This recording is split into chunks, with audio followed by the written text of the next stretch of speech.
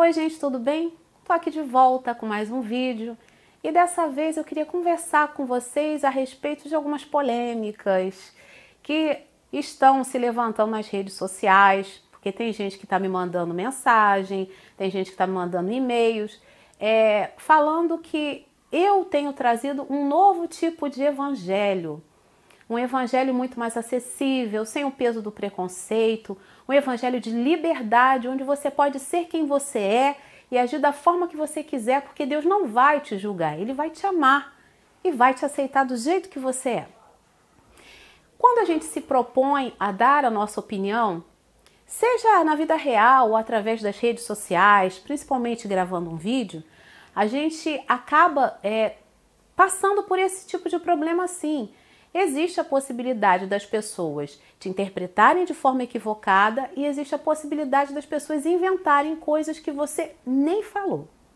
A interpretação equivocada nem sempre ela é fruto de alguma coisa ruim. A pessoa de repente não entendeu mesmo a forma como você se expressou, de repente não deixou que a coisa ficasse tão clara ou a pessoa não teve a percepção necessária, enfim. O pior de tudo é quando a pessoa mente, né? Dizendo que você de repente fez algo que você não fez. Mas isso também não tem tanta importância porque agora eu tô aqui para conversar com vocês e deixar o meu ponto de vista bem mastigadinho para que vocês entendam, né? E possam tirar todas as dúvidas que podem, porventura, ter ficado no coração de vocês. Para começo de conversa, o Evangelho, em sua essência, ele é muito profundo. E essa liberdade que às vezes a gente fala, né? Essa liberdade de se fazer o que quer, da forma que se quer e aonde se quer fazer, de fato não existe. Quando a gente entrega a nossa vida a Jesus, quando a gente assume um compromisso com Deus, a gente abre mão de quem nós somos, de muitas coisas nas quais acreditamos e abrimos mão da nossa própria vontade. É a Bíblia que diz isso. Não existe esse evangelho onde você pode fazer tudo, né? Muita gente está dizendo, eu gosto de você porque você falou que a igreja está falida e que a gente não precisa ir à igreja e agora eu também não vou na igreja porque eu sou crente, mas eu estou em casa e eu não preciso estar lá diante de pastor para mostrar que eu vou para o céu. Bom, o que eu tenho a dizer é o seguinte, de verdade, a igreja somos nós. O templo, o físico, a coisa material não tem o poder de modificar nada nas nossas vidas. Não tem o poder de fazer com que haja nada transformador existindo aqui de dentro para fora. Então você tem que entender que você é templo do Espírito Santo. Então quando você percebe que o Evangelho genuinamente é algo que tem que estar dentro de você, você entende sim que existe muita frustração em quem coloca as suas expectativas na igreja como instituição. Porque, de fato, está falida. Não vou dizer que são todos, porque não são. Mas tem muito pastor picareta, tem muito pastor que só quer o dinheiro da ovelha, tem muito pastor safado, que tem a esposa, mas tem a namorada, tem um caso. Tem de tudo dentro da igreja. Mas a gente não pode colocar essas coisas como empecilho para destruir a nossa fé. O problema todo, e eu não vou dizer que é o seu caso, eu estou dizendo que existem pessoas que dizem que não estão indo na igreja e que são crentes. Eu sou cristão, eu sirvo a Deus, eu até acredito. Mas tem alguns que falam isso, só que o que é ser cristão para essas pessoas? É ter o rótulo de que acredita em Deus, mas é aquela pessoa que não quer realmente compromisso com nada. Eu estou servindo a Deus de casa. Aí em casa tá lá vendo um filme pornô. Em casa tá xingando todos os palavrões possíveis. Tá indo pro baile. Tá bebendo. Tá zoando.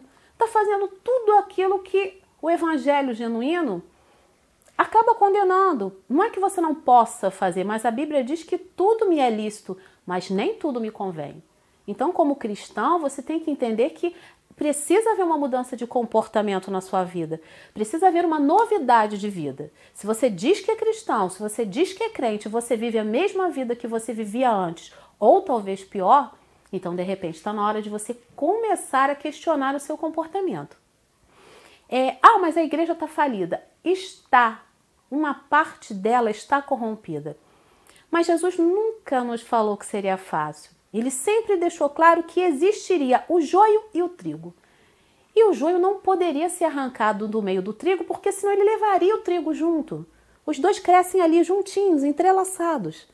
E é só na hora de fazer a colheita que eles são separados.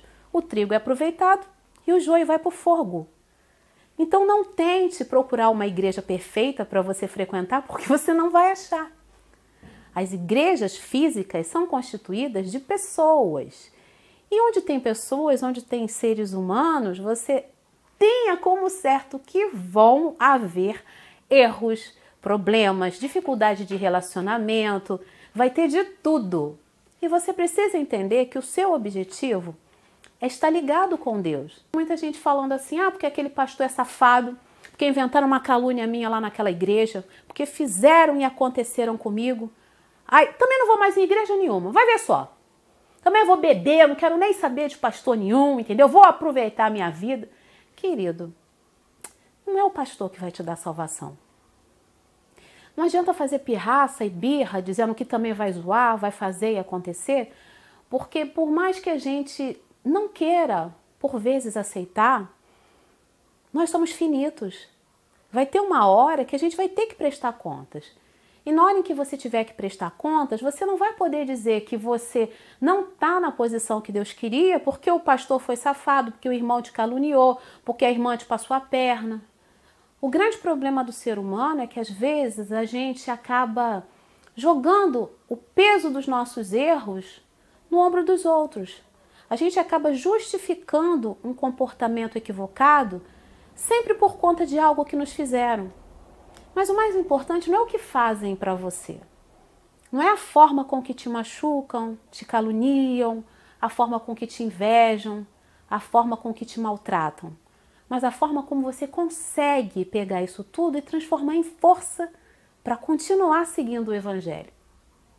E quando eu digo que a igreja como instituição está falida, da mesma forma que eu digo que o ensino no Brasil também está falido. Mas pensa comigo. Se eu imagino que o ensino no Brasil está falido e eu deixo de ir à escola, eu estou contribuindo para que isso piore.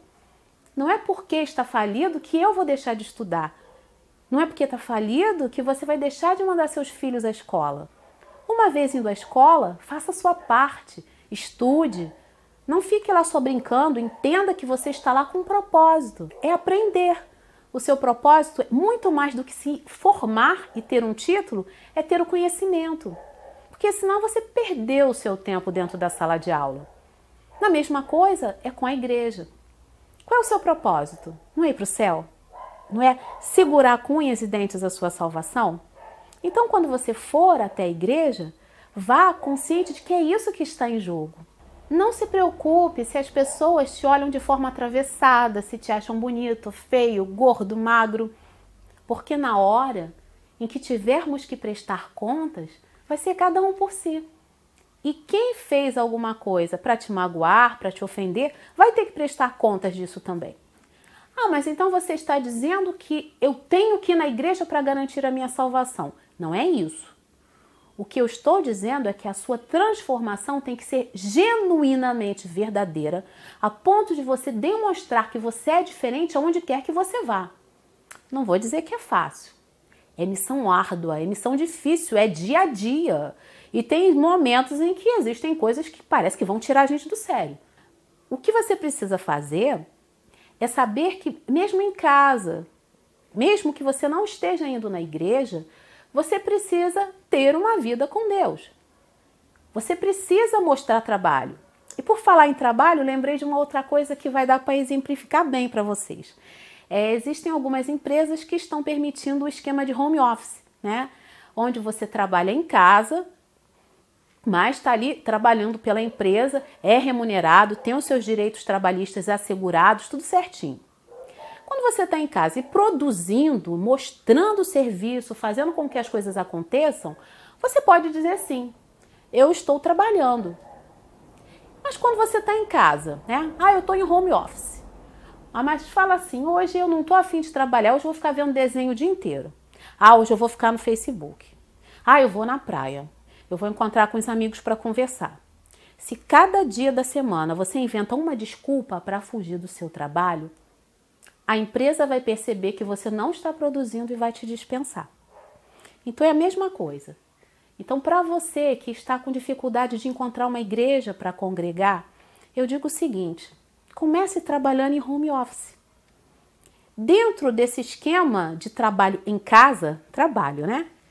Você vai se propor a tirar alguns minutos, até horas. Pode começar com uns minutinhos e depois você vai evoluindo. Para você orar, para fazer leitura da palavra de Deus, para você meditar na palavra de Deus, cantar algum cântico. Você tem que ter alguma atividade que te ligue lá em cima. Você vai ter que fazer uma administração do seu tempo para que exista um momento em que você converse com Deus. Você precisa fazer com que esse trabalho se torne algo prazeroso. Pode começar de pouquinho em pouquinho. Você vai ajoelhar e vai falar: olha, Deus, eu estou com muita vontade de estar na tua presença, mas eu me sinto cansado, eu me sinto desanimado, meu coração está triste. E começa a contar para ele as coisas que você sabe que ele já sabe, mas que ele quer ouvir da sua boca. Comece a ler a palavra, comece a ler salmos, que são aqueles mais simples, mas que sem dúvida vão tocar no seu coração. Cante um hino, abra o seu coração para Deus e veja como ele vai começar a falar com você. Eu ouvi uma pessoa falando o seguinte: olha, eu saí daquela igreja porque o pastor era safado. Na hora me deu até vontade de rir pela entonação que a pessoa deu à frase e até pelo sotaque. Eu saí porque ele era safado. E eu digo para você que o pastor safado só vai conseguir interferir na vida daquele que não tem um propósito. O crente que não tem propósito vai se deixar levar pelo pastor safado, que vai fazer com que ele perca a fé e saia do evangelho.